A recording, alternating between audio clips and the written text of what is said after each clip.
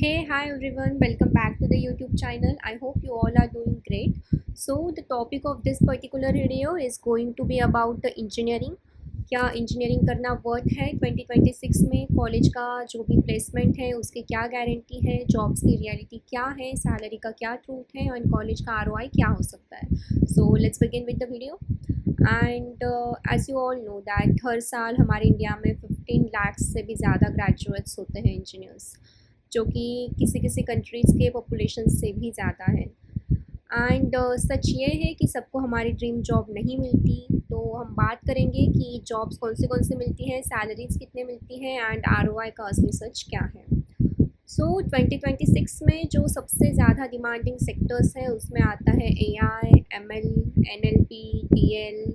उसके बाद आता है data science, semiconductor designs, EV industry. ये सारे जो सेक्टर्स हैं ये हाई पेइंग सेक्टर्स हैं. ओके.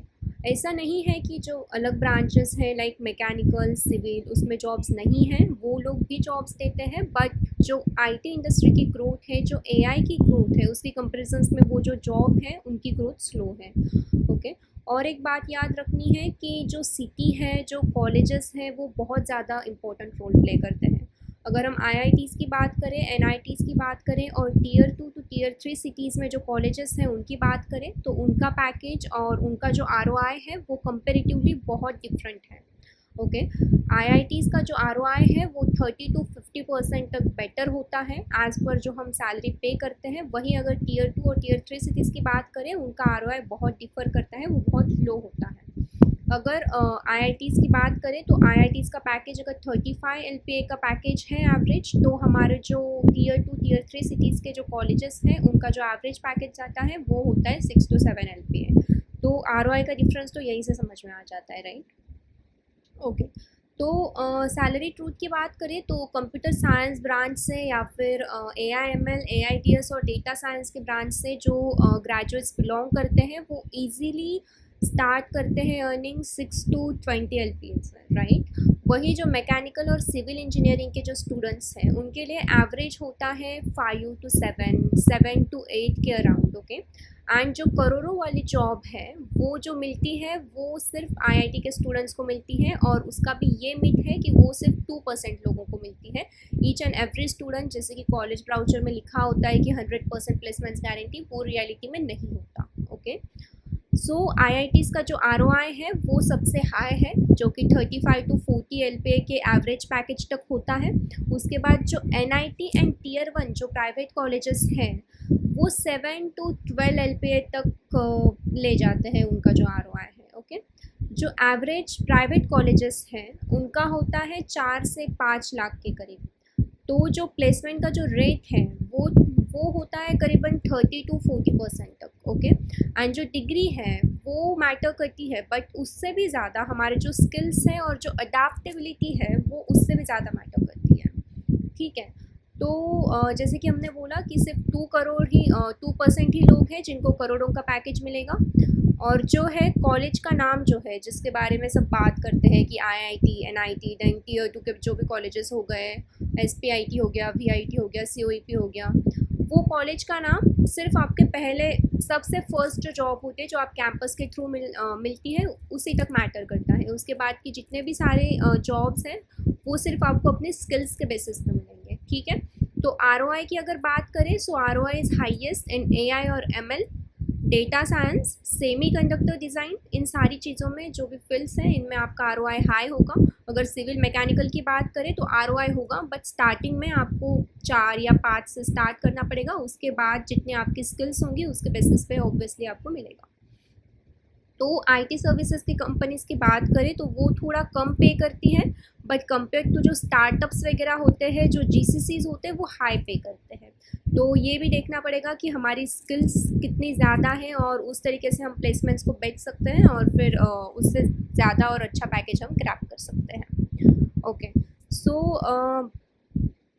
ऑब्वियसली इंजीनियरिंग का जो असली आरओआई है वो तभी आएगा जब हम अपने स्किल्स को एनहांस करेंगे, अपग्रेड करेंगे continuously. And degree obviously it's just starting. It's like degree एक पहिया है, बट स्किल्स जो है वो सबसे ज़्यादा मैटर करती है. और स्किल्स के बेसिस पे ही हमारी जॉब्स और सैलरी जो है वो डिपेंड करती है एंड ऑब्वियसली आरओआई भी डिपेंड करता है। तो सबसे ज़्यादा इम्पॉर्टेंट है स्किल्स, उसके बाद हमारा कॉलेज की ब्रांच, और उसके बाद आता है सिटी को, हम कौन से सिटी में है। अगर बैंगलोर में है तो हाईली चांसेस है कि आपको 30 to 40% पेमेंट ज़्यादा होगा कंपेयर टू पुणे और मुंबई लाइक सिटीज़। एंड सबसे इम्पॉर्टेंट बात जो हो गई वो है सबसे पहली वाली स्किल्स। तो इंजीनियरिंग सिर्फ एक डिग्री नहीं है, एक जर्नी है। तो इस जर्नी में सक्सेस का फॉर्मूला यही है एंड वो बहुत सिंपल है कि skills is more important than college and college is more important than degree. So या let's move to the next part where we will going to see the real and जो हमारे charts हैं उसके basis पे हम देखेंगे कि जो रियल सिनारियो है प्लेसमेंट्स का वो कैसे होता है। So let's start.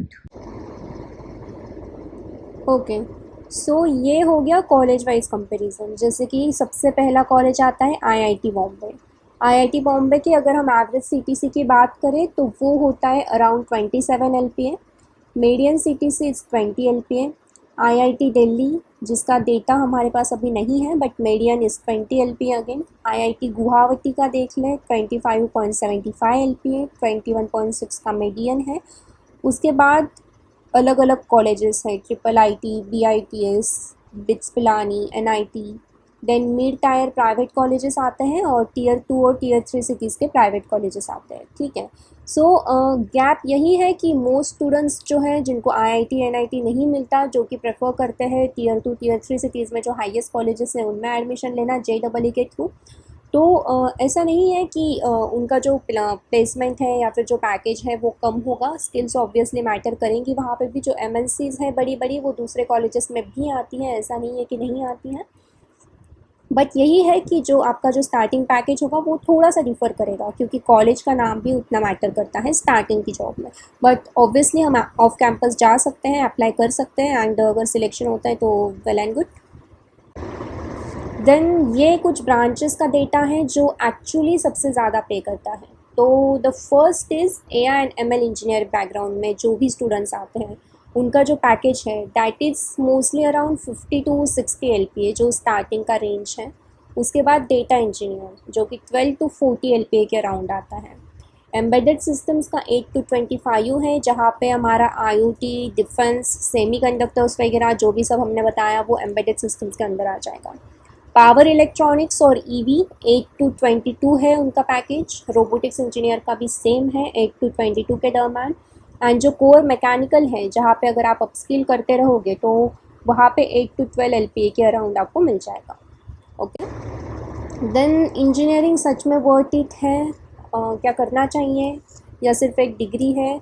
सो ऐसा नहीं है। IIT और टॉप NIT जो IIITs हैं उनका जो एवरेज पैकेज होता है वो कंपेरेटिवली बाकी के कॉलेजेस से बहुत अच्छा है एंड रिक्रूटमेंट भी वहाँ पे बहुत अच्छा है, स्टार्टअप्स भी बहुत अच्छा पे करते हैं। बट इट्स जस्ट की जो अपस्किलिंग है वो प्रॉपर होनी चाहिए एंड टाइम टू टाइम होनी चाहिए।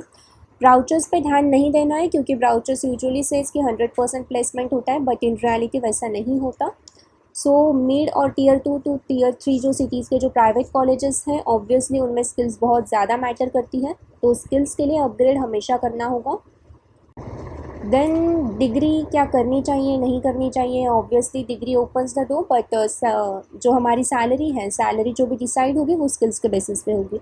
तो आप कौन सा कॉलेज चूज़ करते हैं, कौन सी ब्रांच चूज़ करते हैं वो भी मैटर करता है। एंड क्या सो ये था डेटा एंड डेटा के according predictions. And thank you so much everyone for watching this video till here. जो भी वीडियो आपको चाहिए नेक्स्ट आप मुझे कमेंट कर सकते हैं, हम उस टॉपिक पे वीडियो ज़रूर बनाएंगे। और अगर आपको मुझसे 1-to-1 कनेक्ट करना है उसके लिए भी लिंक नीचे डिस्क्रिप्शन में दिया गया है। Feel free to reach out and thank you so much. Bye, see you in the next video.